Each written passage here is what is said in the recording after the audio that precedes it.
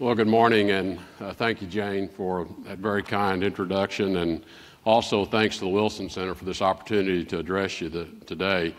The Wilson Center has made many important contributions to public policy over the years, and therefore it's a very fitting venue for our discussion today on Europe, considering that 100 years ago this year, the United States entered World War I under the leadership of President Wilson.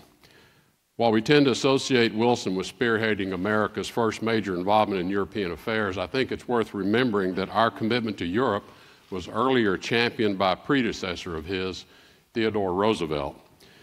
When Roosevelt died in 1919, just as Wilson was striving for peace in Europe, European leaders joined the American people in an outpouring of grief and praise.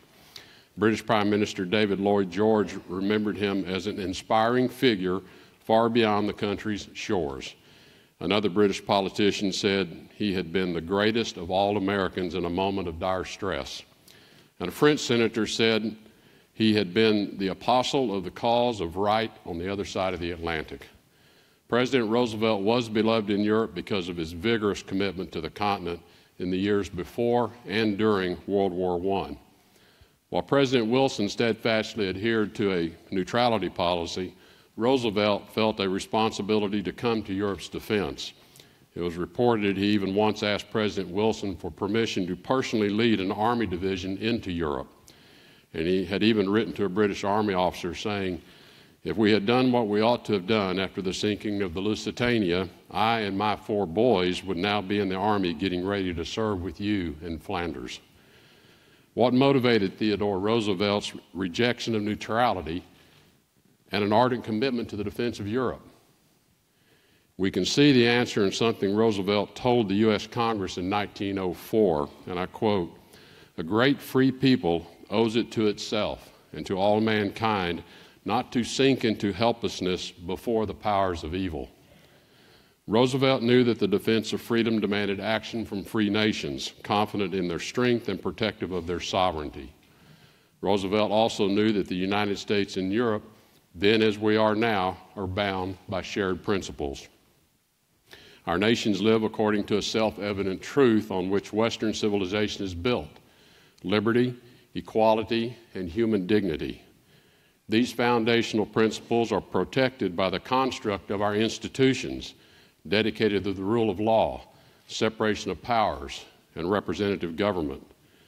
Our principles are also protected from external threats by our collective determination, action, and sacrifice in the face of security challenges.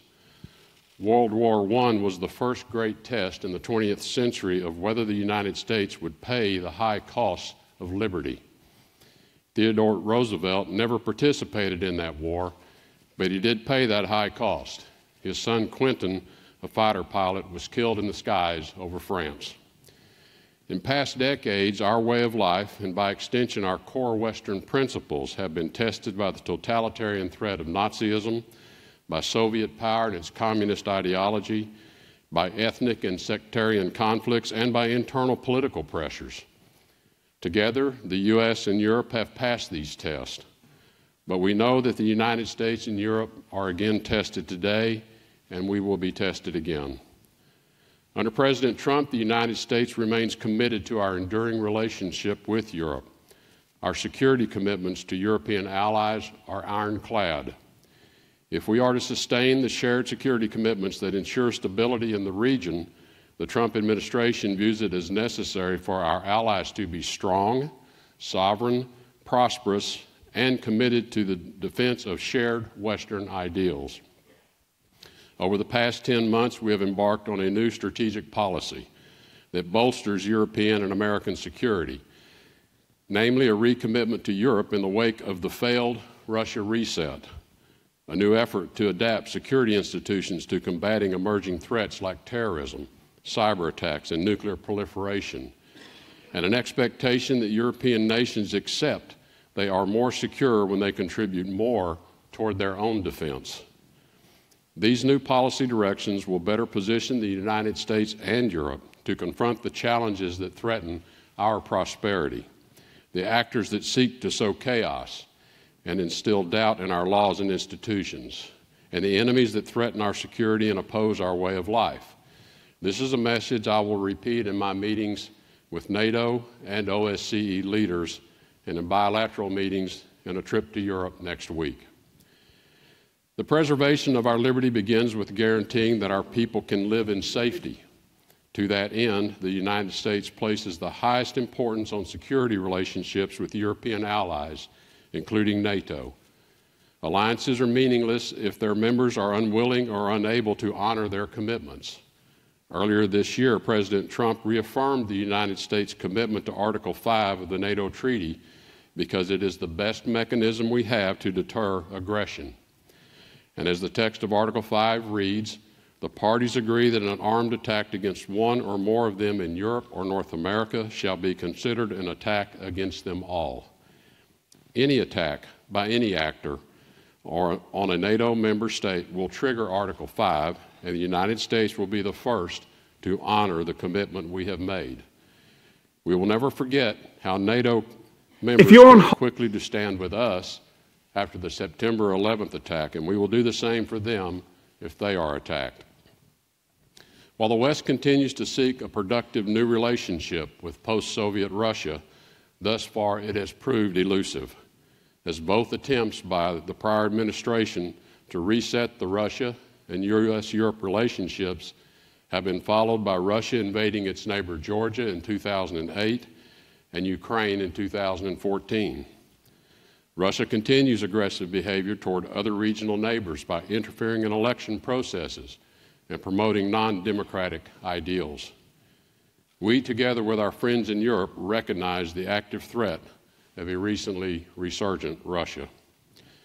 That is why the United States has strengthened its deterrence and defense commitments in Europe through the European Deterrence Initiative, or EDI.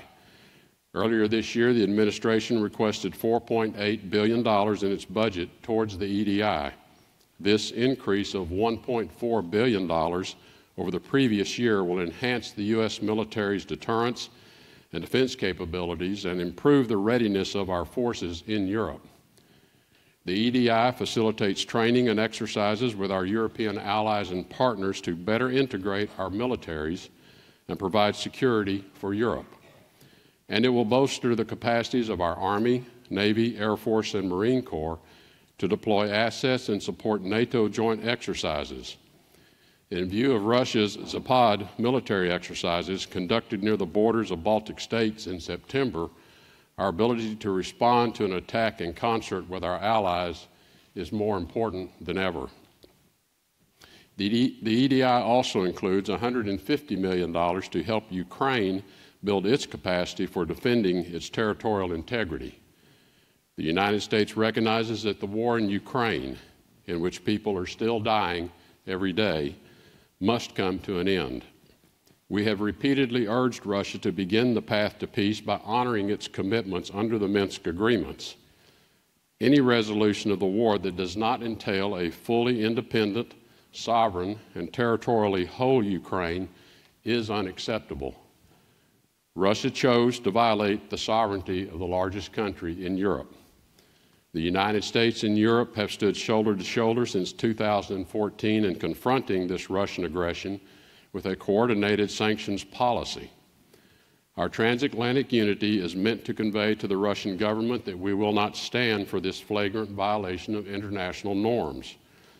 We hope Russia will take steps to restore Ukraine's full sovereignty and territorial integrity and fully implement its Minsk commitments, allowing us then to begin the process of restoring normal relations.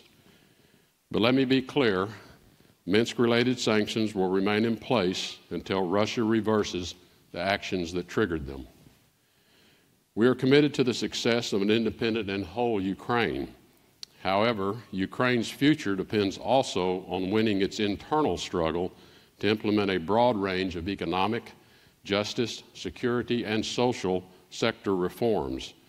We encourage Ukraine to continue building capable, trustworthy institutions that will reduce and eventually eliminate corruption, strengthen their judicial system, and deliver economic prosperity to their citizens.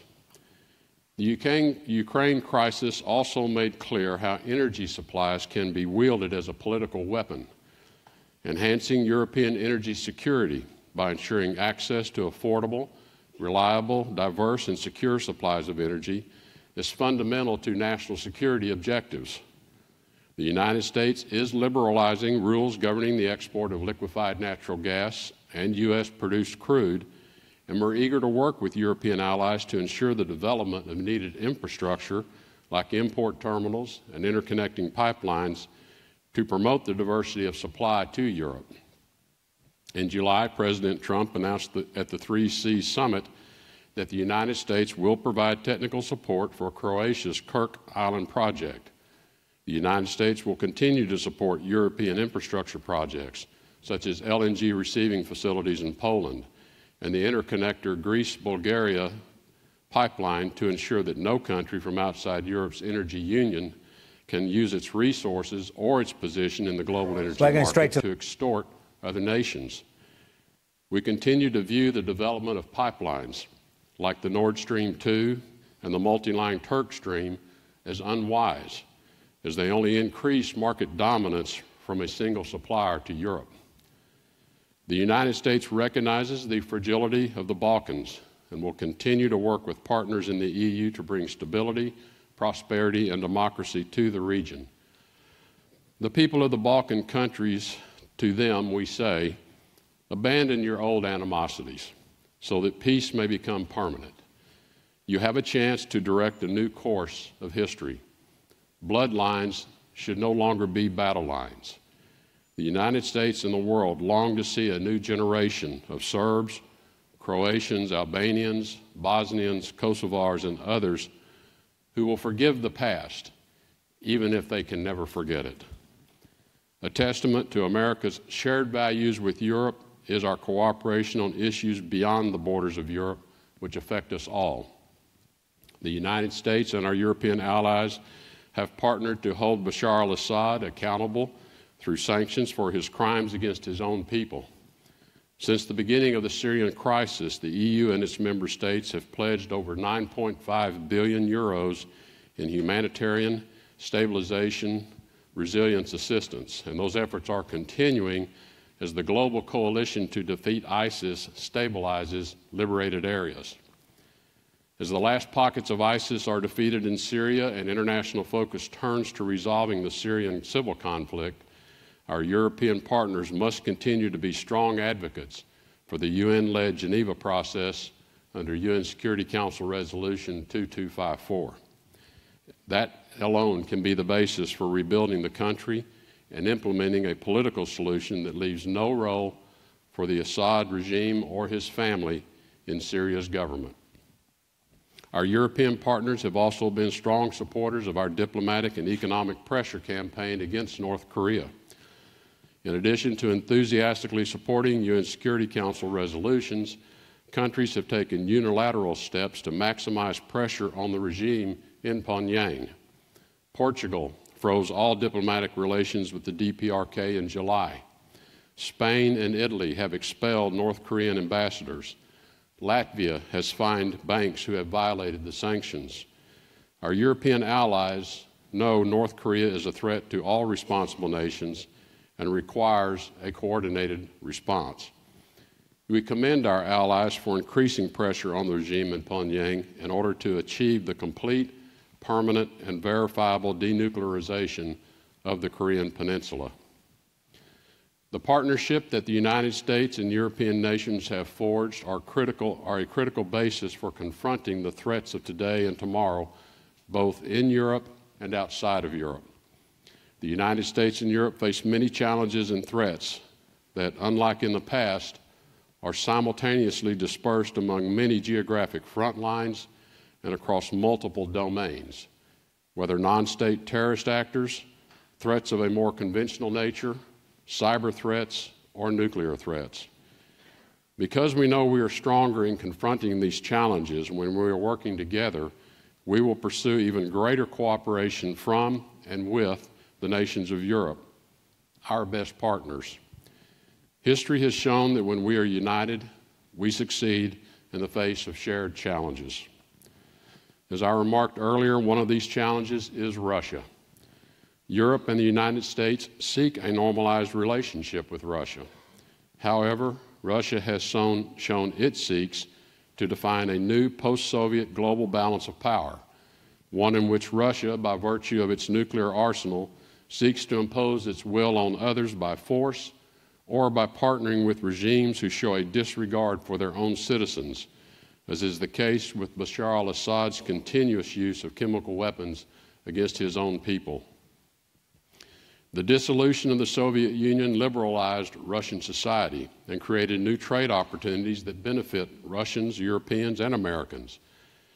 But Russia has often employed malicious tactics against the U.S. and Europe to drive us apart, weaken our confidence, and undermine the political and economic successes that we have achieved together since the end of the Cold War. Playing politics with energy supplies, launching cyber attacks and disinformation campaigns to undermine free elections, and serially harassing and intimidating diplomats are not the behaviors of a responsible nation. Attacking a neighboring country and threatening others does nothing to improve the lives of Russians or enhance Russia's standing in the world. We want Russia to be a constructive neighbor of Europe and of the larger transatlantic community, but that is Russia's choice to make.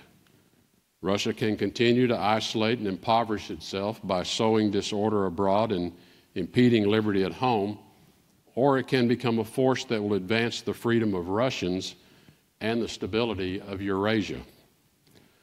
Following the President's recent decision regarding our policy toward Iran, there is actually much more that binds the United States and Europe together than drives us apart. The JCPOA is no longer the only point of U.S. policy toward Iran. We are committed to addressing the totality of the Iranian threat.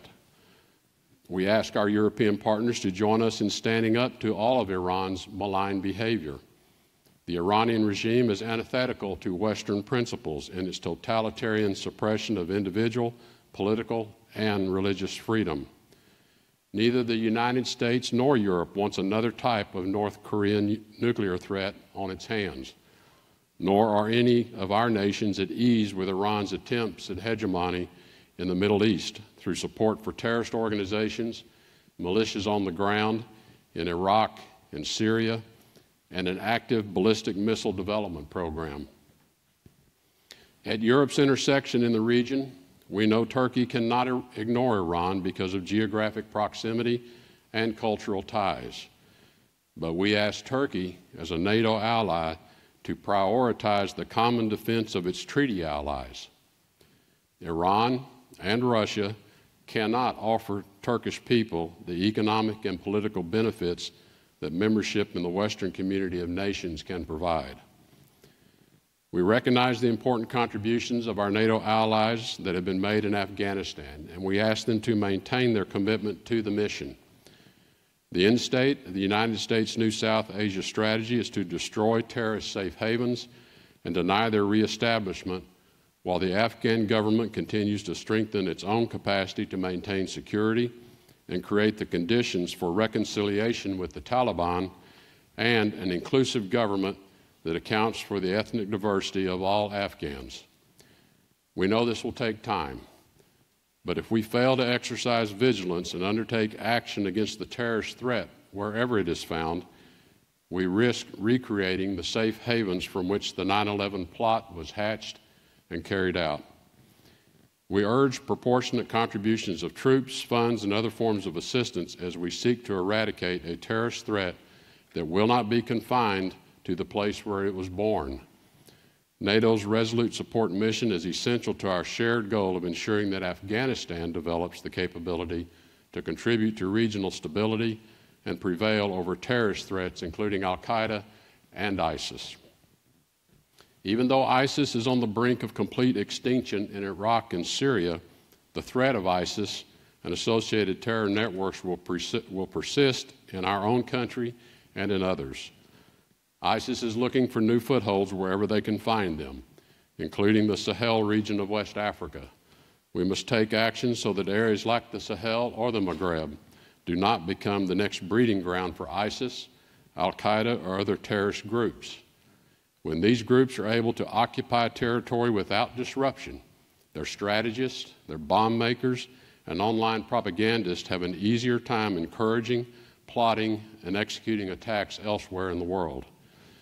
This, for many months, was the case in Raqqa. In support of our African and European partners, particularly France, the United States recently committed up to $60 million to assist the G5 Sahel Joint Force to combat terrorism and the potential rise of ISIS in the African Sahel region. The emergence of ISIS in the Sahel is just one indication that threats to the safety and well-being of our people will continue to have new and unexpected origins. The evolving and unpredictable nature of the threats we face is already clear to the residents of Paris, Brussels, Orlando, Nice, Berlin, Istanbul, London, Manchester, Barcelona, New York, and many other places where our people have suffered at the hands of Islamist terrorists, many of whom were radicalized in front of a computer screen inside their own homes, inside their own countries. And the threats we face are clear to countries like Turkey, Greece, Italy, and Germany, who have confronted the destabilizing impact of waves of irregular migration from North Africa and the Middle East. In the darkest hour of World War II, Winston Churchill declared that the British people would fight on the fields, in the beaches, and in the streets to protect their country. Today, our fight is increasingly located on the internet, at passport checkpoints, and in the hearts and minds of young people in Europe and around the globe. European security institutions, including NATO, must be properly adapted to address internal and external threats such as radical Islamic terrorism, to address cyber attacks, and to address unchecked migration. Though we know these are the threats of the future, too many headlines have already declared these are the threats of today. New threats to the United States and Europe are long-term, unpredictable in timing, and localized in many different places. Properly anticipating and combating these threats require a greater European commitment to security, because local responders are the most effective deterrent. While the United States will continue to maintain our guarantees against a catastrophic failure of security in the region, and will continue to expand resources to maintain our protective umbrella, the nations of Europe must accept greater responsibility for their own security challenges. Our alliances must be made stronger in the current strategic environment. A lack of diligence and duty will only invite greater risk.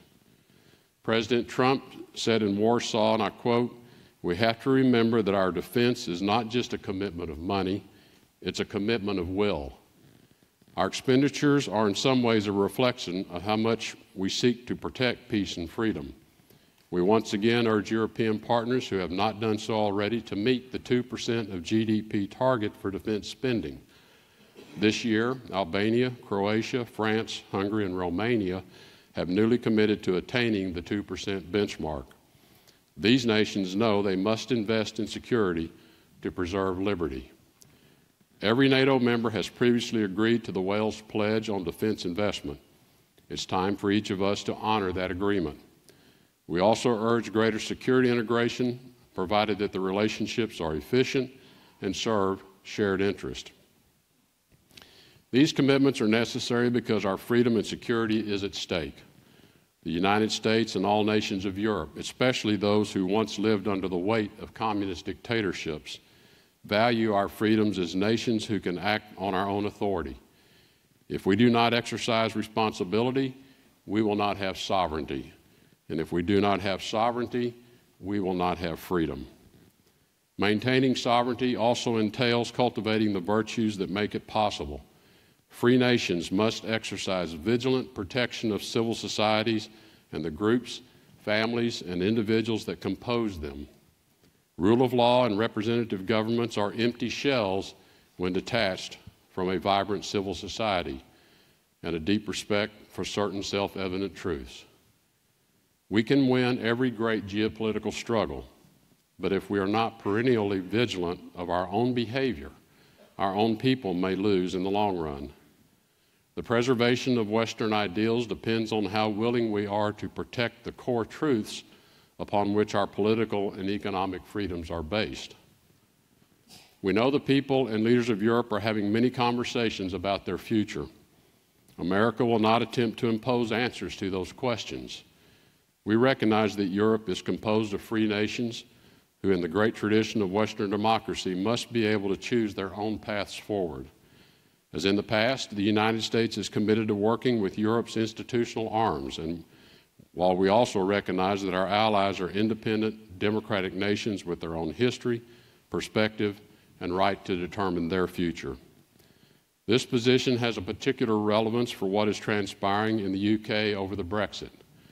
The United States will maintain our long-standing special relationship with the United Kingdom, and at the same time maintain a strong relationship with the EU regardless of the outcome of Brexit. We will not attempt to influence the negotiations, but we urge the EU and UK to move this process forward swiftly and without unnecessary acrimony. We offer an impartial hand of friendship to both parties. The next chapter of European history must be written in Europe's own words. As I mentioned at the beginning, 2017 marks the 100th anniversary of America's entry into World War I. But this November also marks the centennial of another event in world history, the beginning of the Russian Revolution. Though the Soviet Union collapsed 26 years ago, a few symbols and phrases associated with decades of Soviet rule endure in the English language. The Gulag, the 5-year plan, the Iron Curtain, the Berlin Wall. These few words, almost universally understood, capture the bitter and brutal history of communist rule in Europe and Russia. And they remind us of what can happen if we fail to defend the core principles of liberty and sovereignty in the Western tradition. In our time, forces like authoritarian nation states, radical Islamist terrorists, and hackers with a lust for chaos are attempting to erode our principles of freedom, equality, human dignity, the rule of law, and representative government. We cannot fail to take on the sovereign responsibility of protecting those freedoms. As Theodore Roosevelt also said, every nation, whether in America or anywhere else, which desires to maintain its freedom, its independence, must ultimately realize that the right of such independence cannot be separated from the responsibility of making good use of it. Aware of this responsibility, the U.S. will remain firmly committed to peace, stability and prosperity, and liberty for Europe. As we reflect on how our ties with Europe have endured over the past 100 years, the United States stands by our European allies and partners so that our free societies will be standing strong together another 100 years from now. Thank you.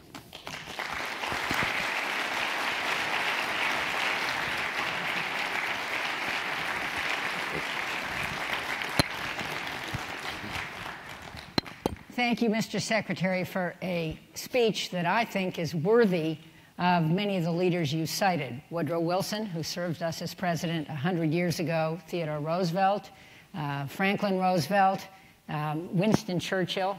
You linked all parts of the world, and that is why we honor people like you with our public and business awards over the years. So let me focus just a bit more on Europe, since that was your topic and you're going to Europe next week. Bob Dickey and I were recently at NATO visiting with our extremely able ambassador, Kay Bailey Hutchison, and she convened a lunch of 8 foreign ambassadors to NATO. And what came through is, to me, is a view they have that this is a zero-sum game. As the United States focuses on problems around the world, like urgent problems, and you cited many of them, like North Korea and Iran, it will pay less attention to Europe. I thought that your speech made the point that this is not a zero-sum game, that if a strong Europe stands with us, we are stronger together to face the tough problems around the world that are also developing blowback to Europe. Am I right? Was that the elevator pitch? Well, that is the message that I'll be taking next week, that just as the last 100 years, I think, have proven, we view the current times we're in similarly, that the United States cannot alone confront all of these threats. They are so widespread, and they are also so interconnected. You can pick any one of the threats that I went through, and you will find points of connection between every one of them in some form or fashion, whether it's a Russian involvement, a China involvement, an Iranian involvement, Islamist terrorism involvement. But we are confronted with a particularly complex time in our world of dealing with threats to our civil society. And we're only going to prevail against those threats with continuing to use our allies, the strength of our allies. And one of the things the United States is blessed in our foreign policy and in our national security posture is we have many allies all over the world. And those alliances were forged in shared blood and shared sacrifice. Unlike many of our adversaries who can count their allies on less than all the fingers on one hand, because they didn't forge those alliances through those shared sacrifices, nor are they forged through shared ideals. So I think what we're recognizing and promoting is the strength of these historical alliances, which I think over some period of time, perhaps since the end of the Cold War, we lost our way a bit in some of these relationships. Maybe a view in particular in Europe that with the end of the Cold War, the imminent threat that everyone faced for that 70-year period was now diminishing. And what we now realize is it didn't diminish. It's still defining itself. It's still searching for its role in the name of Russia. But these threats that are emanating out of the Middle East, which now have brought themselves right to the shores and to the borders of our European allies, whether it be through the mass migration, but also with the mass migration comes the transport of those who would kill others and sacrifice themselves in doing it. That these are threats that we can only confront with a very strong network of the alliances. And so it is really, in some respects, it's a recommitment, but it's also a redefinition of what this alliance means. And I think, the message President Trump carried early on when he went to Europe and received a lot of criticism for it was to demand of our allies that you care as much about your freedom and you care as much about the security of your people as we care about you. And when you looked at the commitments that the U.S., the sacrifice that the U.S. makes in terms of not just the taxpayers' dollars, but our own men and women in uniform, the commitment we've made seemed to be a little out of balance. And I think the President was just sending the message that we're committed to this alliance. You have to get committed. You need to get as committed to it as we are. And I think what I've heard and I've had a lot of dialogue with European counterparts, that message has resonated. And we're seeing it in the commitments to NATO, commitments to defense spending, a recommitment of personnel. And this is really what was needed at this time where we are under these enormous threats. If we have to strengthen the alliances, we have to strengthen NATO's capability to deal with what are now new and changing threats. And that was really the purpose of the President's message early in his presidency, which we've now followed through on in crafting these stronger relationships. We have more work to do, but I think our message to Europe is nothing has changed in terms of our commitment to you. Nothing from that time we made that decision 100 years ago to enter World War I in your defense. Nothing has changed fundamentally. The same values that bind us are still there. Let's keep that strong. Mindful of your time, I just want to get in a few questions about other topics, including questions from the audience. But I would note that an interesting point you made in your talk was about Turkey, that Turkey now has a choice. It can become more connected to Europe, which is a huge advantage, and to us, or not. And I heard that loud and clear. I want to turn to the question of State Department funding and organization, something that many people are interested in. Every organization needs renewal. The Wilson Center needs renewal. And surely Everyone here, including long-serving Foreign Service officers, think the State Department needs renewal. However, questions have arisen about the steep cuts in your budget proposed by the Office of Management and Budget. That doesn't mean that's what Congress will enact. And what some claim is a hollowing out of your department. Most recently today, two valued friends of the Wilson Center, Nick Burns and Ryan Crocker, both of them enormously experienced Foreign Service officers and ambassadors, wrote a piece in the New York Times with a lot of information about who's leaving and what its implications are. My understanding is there is another side to this story. And so I would like to ask you to tell your side of this story and give us your vision for what the State Department should become. Well, let me start quickly with the budget because I think it's the easier question to address.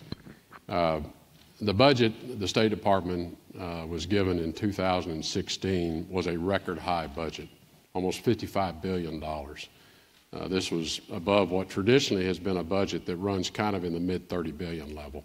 And this was ramping up over the last few years, in many respects for some good reasons. But as we look at that spending level, quite frankly, it's just not sustainable. It is very difficult to execute a $55 billion budget and execute it well. It's a lot of spending and deployment of resources, and I take our stewardship of those dollars very seriously. And I take the congressional oversight obligations on us very seriously, and am not going to brush them aside light-handedly. So part of this was just a reality check. Can we really keep this up? And the truth of the matter is it'd be very difficult to keep it up and do it well. And secondly, though, part of this bringing the budget numbers back down is reflective of an expectation that we're going to have success in some of these conflict areas of getting these conflicts resolved and moving to a different place in terms of the kind of support that we have to give them. So it's a combination of things, that sustainability, a recognition that those numbers are really the outliers. The numbers we're moving to are not the outliers. They're more historic in terms of the levels of spending. As to the State Department redesign, and I use the word redesign because it would have been really easy to come in on day one and do a reorg. A reorg, when I use that word, is moving the boxes around on the org chart.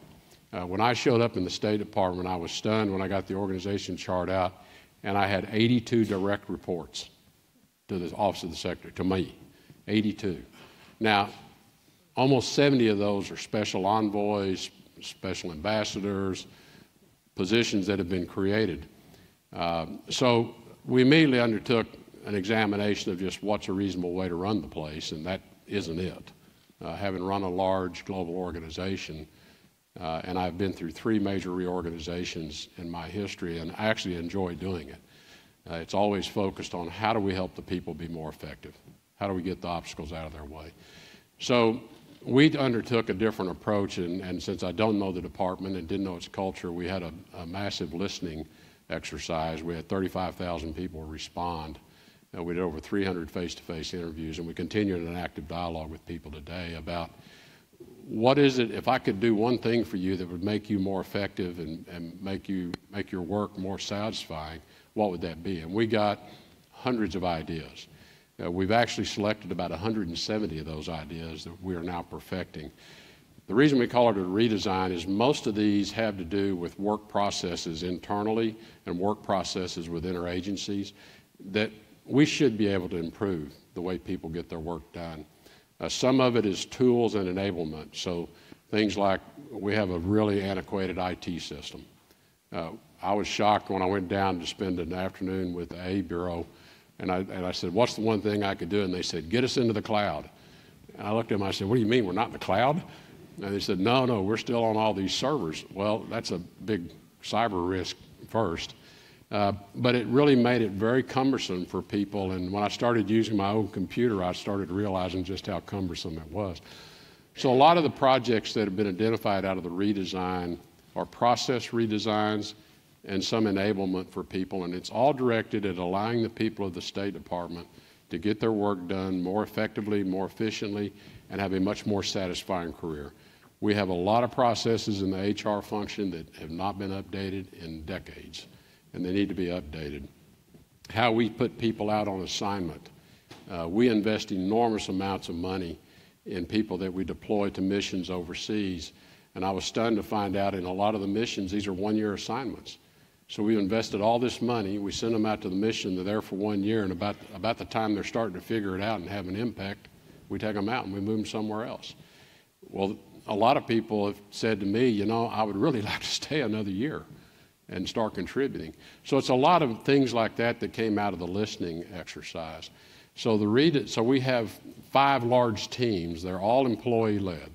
I brought in some consultants to help us facilitate, but the redesign is all led by the employees in the State Department. The issue of the hollowing out, I think all of you appreciate that every time you have a change of government, you have a lot of senior Foreign Service officers and others who decide they want to move on to do other things. We've had our numbers of retirements are almost exactly what they were in 2016 at this point.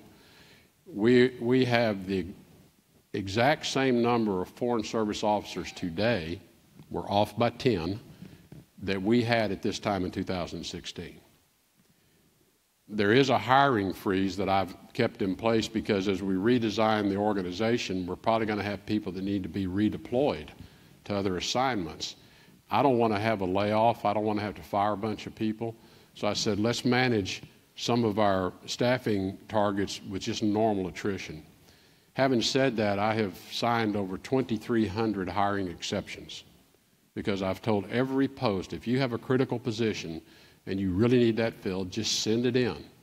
And I think I have, out of 2,300 requests, I think I've denied 8 positions that I decided we really didn't need. So we're keeping the organization fully staffed.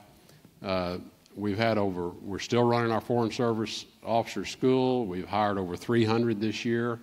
So there is no hollowing out. These numbers that people are throwing around are just false. They're wrong. There was a story about a 60% reduction in career diplomats. The post-career diplomat was created by the Congress in 1955 to recognize an elite few. The number of career diplomats in the State Department have ranged from as low as 1 at any given time to as many as 7. When I took over the State Department, we had 6. 4 of those people have retired. These are your most senior people. They reached 65, they retired, they moved on. We have a review process. We're very selective in replacing those, but we actually have a review process underway, and we're evaluating a handful of people who might be worthy of that designation. But we still have 2. But we went from 6 to 2. It was a 60% reduction. It sounded like the sky was falling. The other comment I would make is, while the confirmation process has been excruciatingly slow for many of our nominees, I have been so proud of the acting assistant secretaries and people who have stepped into acting undersecretary roles. And when I read these articles that there's this hollowing out, I take offense to that on their behalf, because the people that are serving in those roles are doing extraordinary work. And they know they're not going to get the job permanently. They already know we have a nominee. But they come in every day, they work hard, they travel with me around the world. And it's that group of people that have helped me put in place and helped the President put in place the North Korean strategy with the international sanctions, a Syrian approach to the peace process that we think we're about to get on the right track, an approach to negotiating with the Russians on Ukraine, an approach to the Defeat ISIS campaign, the Iran policy, the South Asia policy in Afghanistan, our new posture towards Pakistan, the free and open Indo-Pacific. All of that's been done with the people that are working there today. And I'm very proud. I'm very proud of what they've done. They're working hard, and I'm offended on their behalf. I'm offended on their behalf when people say somehow we don't have a State Department that functions. Because I can tell you it's functioning very well from my perspective. Have we got more we want to do? Yes, we got more we want to do. And my only objective in the organization redesign is to help these people who have chosen this as a career, because I'll come and go, and there'll be other politicals that'll come and go. What can I do to help them? Because they've decided they want to spend their life doing this. and they should be allowed to do it as effectively and efficiently and without a lot of grief and obstacles. And if I can remove some of that for them, that's what I want to do. Let me tell you, that message will resonate around the world. A lot of people wanted to hear that. Your time is very short. I just would like to group briefly 3 questions from the audience into one. Molly Cole, who works for Representative Jerry Connolly, and I'm sure was one of our vaunted stars in our foreign policy program, asks, do you think support for democracy and human rights abroad is an important part of the State Department's mission? That's one. Matt Rajansky, who heads our Kennan Institute, George Kennan literally was a scholar here at one point, asks, where do you think progress with Russia is possible? And finally, Mike Sfraga, whom you met, who heads our Polar Initiative, asks, in light of the increased interest and activity in the Arctic, is the Arctic and Alaska of strategic importance to the United States and to its European Arctic allies? Well, as to human rights and human dignity, of course, they are priorities. What I have said about those elements of our foreign policy is those are values, and those are values that are enduring and they never change. Now, when you're constructing foreign policy and strategies and approaches, you have to prioritize, and you can't deprioritize human rights. It's with you. It's part of every policy decision you make. The question is, how do you want to affect it? And if you say, well, it's a priority, priorities can change. Well, this can never change. This is enduring, and it's a part of every foreign policy construct that we develop. What I would say is that, but if you're dealing with a place like Syria or Iraq was in under ISIS occupation, the most important thing was saving people's lives. How can we keep people from getting killed? Because the ultimate human right is the right to live. The right to live first. If I can live, then I can begin to take care of my family. Then I can begin to fight for my human rights. Then I can begin to fight for my human. But if I'm being killed every day, I'm being bombed, I'm being gassed, our priority was save lives. So we want to save lives first, and if we do that, we stabilize areas, and then we can start creating the conditions to ensure people's human rights and dignity are respected. With respect to Russia, there are areas of mutual cooperation. We're working hard in Syria to defeat ISIS, and we are on the cusp of having ISIS once and for all defeated in Syria. We got work yet to do. We are working together with Russia on how to prevent the civil war from re-erupting. And so we've had a lot of conversations over what does Russia see as the end state of Syria, what do we see as the end state. And there's a lot of commonality there. Tactically, how we get to those peace talks, we're working very closely with one another on. We have our ups and downs. If you saw, I think it was a very important joint statement was issued by President Trump and President Putin from Da Nang, Vietnam, on the margins of the APEC meeting. That was an important alignment of how we see the Syria peace process going forward. And it was an important statement to have Russia confirm that they see it the same way we do. We'll use that and we'll build on it. I think there are other areas of counterterrorism. Russia has great fear of migration out of the Central Asian regions and terrorism inside of Russia. We think there's areas of greater cooperation on counterterrorism with Russia. There may be opportunities for cooperation in Afghanistan. We've not yet come to what that might be, but we're talking about it. In Ukraine, what I've said to the Russians is, we're never going to get this relationship back to normal until we solve Ukraine. It just sits there as an enduring obstacle, and we've got to address it. So, as you know, I appointed a special representative, former ambassador to NATO, Kurt Volker, to focus on nothing but working with his Russian counterpart, which Putin appointed, to see if we can find a way forward, not marginalizing the Normandy process, but working with it to see if we could break the logjam. We had some very substantive discussions. We're pursuing the possibility of a peacekeeping force in Ukraine to stop the ongoing, every day people are killed, civilians are killed. We want to stop that first and save the lives first, and then let's start working toward the process. So there are many areas of cooperation with Russia, and they have many others they'd like to work with us on. We just don't think it's time to do that. With respect to the Arctic is important today. It's going to be increasingly important in the future. particularly as those waterways have opened up. What I can tell you is the United States is behind. We're behind all the other Arctic nations. They have dealt with this. They've gotten way ahead of us. The Russians made it a strategic priority. Even the Chinese are building ice-breaking tankers. Now, why are they building icebreakers? They're not an Arctic nation because they see the value of these passages. So we're late to the game. I think we have one functioning icebreaker today. The Coast Guard's very proud of it. Yeah. As crummy as it is. Yeah. And I know in the budget, there is money in the budget for us to build another icebreaker. But the whole Arctic region, because of what's happened with the opening of the Arctic passageways from an economic and trade standpoint, but certainly from a national security standpoint, is vitally important to our interest. And so, our engagement through not just the Arctic Council, but through other mechanisms, is important to working with the Arctic countries on international norms. What are the rules of the game going to be? Because these are areas that have not been addressed in the past, so very important.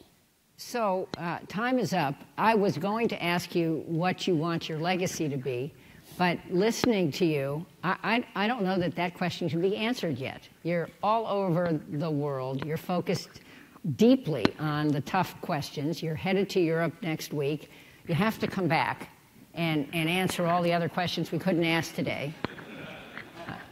Was that a yes? Yes, I'll be back. Thank you, Mr. Secretary.